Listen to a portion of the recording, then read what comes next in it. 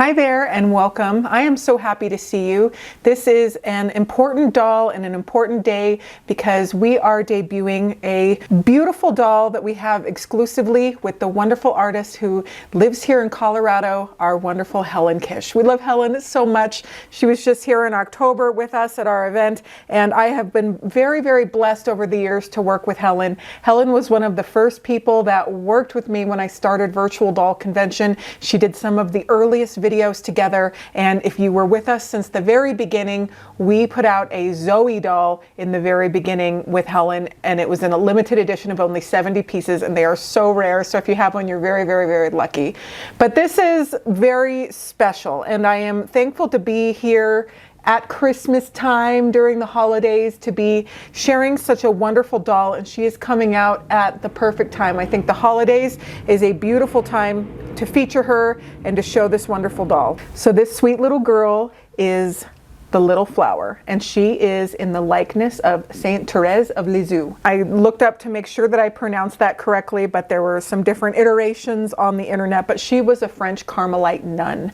And Helen sent me an email over a year ago wanting to do this project, and when I received the email, I felt so good because Helen was so excited to make this doll that she had already started sculpting it before she even sent me the email. And when you wake up in the morning and that's what you want to work on, when you go to sleep at night and that's what you're thinking about, that's one of the greatest feelings you can have, especially as an artist and especially when you are creating something. I feel that a lot with my job all the time. I love what I do and I can't wait to get to work and to be doing this. So when Helen said that that's the feeling she was having about this doll, it really just meant so much. So I'm just going to share some of the email that she sent so that you can get an idea of where we started and where we are today. So she said, I have a concept that I would like to run by you in a collaboration with Ruby Red and Kish & Company, a special edition just for you. My idea is to sculpt a new head for our 12-inch fully jointed poseable body. She would represent a virtuous little girl in the late 1800s, which we would call the little flower. And she would be dressed in a frock with an empire waistline, full skirt, mid-calf with a crinoline petticoat and bodice and some sort of embellishment. Her wig would be blonde or light brown in mohair, short, curly, or wavy length. For the background, the little flower is a real person, the fifth and last child of a pious middle-class parents in France. This girl and her parents and all of her siblings either became saints or are on their way to being canonized. She was one of the world's most well-known saints, Saint Thérèse of Lisieux. Thérèse and all of her four sisters became Carmelite nuns. You will decide how to market the edition. This information needn't be shared with collectors, but I thought you ought to know. And I thought a lot about this because let's face it, religion and beliefs can be hotly contested across nations and across the world. But Helen's faith means a lot to her, and it informs a lot of her art. And this doll shop was owned and started by my mother, whose faith meant a lot to her. My mother was a Catholic, and during her entire life, but especially in the later years of her life, she really embraced her faith. Sometimes towards the later years when we didn't know where Mom was, she would be out in her listening to the afternoon mass in her car, or she'd be praying the rosary. And I have some really good memories of going to midnight mass with my mom. And since this is my mother's shop, and I know my mother would love this doll. When Helen sent me this email, one of the first things I thought of is, oh, my mom would love this doll. And I don't get that feeling when we're doing other dolls, but I got that feeling with her. And so I thought that this information absolutely be shared with collectors because I know a lot of collectors love Helen and her work. So this is not an overtly religious doll. This is The Little Flower by Helen Kish, but I think it is so very special to look at where she comes from and what she was inspired by. This doll right here is Helen's hand-painted first sample. So what we're going to open up later in the video are the produced dolls, which are here in the shop and are going to be for sale in just a few days. But I want to share a couple more interesting facts that I think are great, especially for the timing of this event. So Saint Thérèse was born on January 2nd, 1873. So if you want to celebrate her birthday on January 2nd with the doll, you will have it by then, which is, I think, so amazing. And she died on September 30th, 1897. She is the patron saint of missionaries, florists, pilots, and priests. Now, when you Google photos of her, and we've been showing some photos in this video, it looks like she has dark brown hair, but she had blonde hair and blue eyes. Contrary to many depictions showing her with dark hair, Thérèse had blonde curls and blue eyes. So make sure to look at that. So I thought that was a really interesting piece of information. She also had a great devotion to Joan of Arc. She had a profound admiration for Joan of Arc, often portraying her in plays and extensively reading about her. Interestingly, Joan was canonized on May 16, 1920, and Thérèse followed just 5 years later on May 17, 1925. She also really, really loved animals, and she had a pet dog named Tom. He was a spaniel. And one of the things that I think is really special about her, Saint Thérèse, is that her philosophy was that the little deeds add up. So all the little things that you can do that are kind throughout the day. And I think we can all agree that spreading kindness and doing the little things, such as opening a door or smiling at that mama that is obviously frazzled at the grocery store and telling her she's doing a good job, or smiling at that homeless person and acknowledging their presence and doing little things that don't cost us anything, that is for everyone around the world, and especially around the holidays. I think it's really important to embrace those things. The holidays can be a wonderful and sparkling time, but everything is magnified. So for some people, it's extra sad. And so when we can really think about that and spread that extra kindness in just those little ways, those little blooms of faith, it makes such a big difference, and you never know what somebody might be feeling that day and what that can impact for them. One of the things that impacted me a lot about Saint Thérèse is that her mother passed away from breast cancer when she was only 4 years old, and this was a profound impact that shaped the rest of her life. She was known for her strong-willed nature, love that about her, and she had frequent tantrums as a child. She experienced significant spiritual transformation at the age of 13, which she described as a complete conversion. So to lose your mother at such a young age, that throws you off your axis. That impacts everything else about your life. So the fact that she turned out so well, and she was patroness of missions and did so many good things in her life, she is one of the most revered saints today in modern times. There are a lot of our wonderful customers out there and friends of the internet who were named after her as their first name or as their Catholic saint name. And this is a very special doll. So this doll is, again, the one that Helen Kish painted herself and did the outfit. But the outfit design was designed by Ruby Ho at Ruby Red Galleria. And we're going to show you the wonderful corset that is underneath, and you're gonna see some of the great details. But let's open up the delivered dolls to see just how well they match the wonderful sample from our wonderful Helen Kish. So this, again, is Helen's hand-painted original. Helen hand-painted her and did everything herself, and then the dolls get produced by Ruby Red Galleria. But we know how good of quality Ruby Red Galleria does in all of their clothes and all of their dolls. So I am very excited to see these dolls. We're going to open them up with Christopher Johnson, and these dolls they're just aching to come home. I think it's a wonderful Christmas doll. So let's go ahead and open them up and see. Hi everybody. Hello. Christopher, isn't it fun that we have such a world-renowned doll artist that lives here in Colorado? Yeah. I think that is so cool. I feel deeply honored and spoiled and privileged to be in such an accessible proximity to her. Yeah. Really, truly a prolific artist, and getting to know her personally has really changed the way that I see her dolls too, and how much I can appreciate them. And she's also such a ethereal cloud of a person. She is. Like, she just floats wherever she goes. She does. And I think a lot of that work really translates into her pieces. Yeah. She's just, I don't know, wonderful. And it's so nice to have a new sort of, slight change in pace for what we've been issuing for so long. It's nice to sort of revisit Helen. It is, and I only hope we can do more of this. So when you are buying this doll, you are supporting your Colorado friends, because that's where we're all from. So it is just so very, very, very special. And then, of course, our wonderful friends at Ruby Red Galleria who produced this doll. So this doll is priced at $325, which for Helen's dolls is a very good price, but it is a chunk of change. So we are going to open the produced doll, and you're going to see exactly what you are going to receive with this doll and your investment. So this is always a nerve-wracking experience, because we hope that the produced doll is what the sample looks like, but I'm honestly not nervous at all.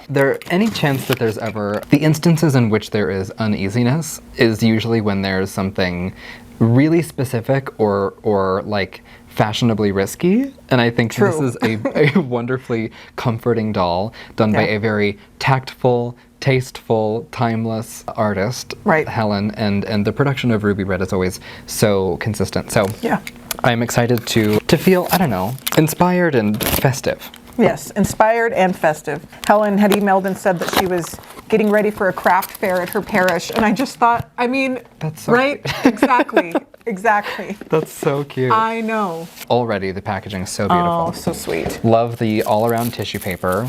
Very sophisticated. Yeah, that's wonderfully done. Beautifully packaged. You can see through it a little bit the front of the box there. I should actually, maybe this is easier. And we are standing by to have all of these dolls shipped out for the holidays. So this can be under the tree. This is so sweet. So we're going to pull this in and show you the packaging. It says The Little Flower, and sculpted by Helen Kish of Kish & Company. This is a new sculpt. Crafted clothing designed by Ruby Ho of Ruby Red Galleria. So Ruby Ho did the design, and edition of 200 exclusively for virtual doll convention. But the wonderful thing about this label is Saint Thérèse of Lisieux is on there. The black and white photos are interesting because they do look like she has brunette hair, but definitely from doing the research, she was a blonde. And I love the box. The box is really pretty. I love that. I think that is very special. Yeah. Okay. And I love that this print almost resembles that of the dress. Absolutely. Really pretty. It really does. It kind of resembles our wallpaper here too. Yeah, right. Okay, so once again, we have... You get the label as well. So that's a really, really nice touch. Wow. Oh my gosh. She looks wonderful. She looks so good. Yeah, she looks really beautiful. Yeah, look at that. So get in and see, and then we'll pull her out. But that is amazing, the way that they can replicate everything that Helen did with this. Yeah, down to the smallest details. They're twins. The only difference is that the facial painting is just a little bit different from Helen's. Yeah. But of course that's Helen's. If nothing else, almost more precise because it's not quite as, hand done. Exactly. Yeah, she looks But the lovely. coloring and everything is just really gorgeous. Really gorgeous. Look at that. That is so good. I just can't even believe it. I know. It looks wonderful. And the hair looks so good. I love the mohair. I do too. How can you not? It's so soft. It keeps its shape so nice. It looks so real. And it's sort of endearingly fuzzy. Some synthetic wigs you have to... Well, just like human hair. Yeah, right. I'm always trying to smooth down the flyaways with the synthetic hair. It's just it's different. It can look very glamorous and very beautiful. Well, and for photography, it's much more, I think it can sleek. be fussier because it needs to be sleek. So if you have a single hair out of place, it's much more obvious. Whereas with mohair, it's more realistic and natural and believable, and it doesn't really require the same really, minuscule attention to detail. Oh, how lovely. Oh, she's really sweet. Good substantial size. I like that. She's a great size. She doesn't feel too big. She's not, overbearing, and she's also not so small that you have to peer really closely. Right. She feels lovely in your hand. It's a substantial doll. Yeah. Especially for the price points. Again, was a collaboration with Ruby Ho and Helen Kish, which that's a dream team right there. No kidding. How could you go wrong? Even the flower is almost identical. Yeah, the flowers are gorgeous. It's just a tiny bit different, but I really thought there'd be some kind of difference, but there's not. Oh my gosh, and there's the corset under there. Okay, so the sample has a beautiful corset underneath, and go ahead and open that. Look at how... Oh, I had not seen that. Right? That's beautiful. Wow. Should we take it all the way out? I guess, we should. Okay, so I'm untying the ribbon, and then she's got snaps in the back, 3 along her spine. That's really beautiful. Yeah. I did not know that was down there. She's been sitting in the shop for some time now, and I had no idea. I actually just noticed yesterday, and I thought, I hope this insanely beautiful corset is on this doll. Wow, it's so detailed. Look at that. That's Look at her. Look at her beautiful. undergarments. So pretty.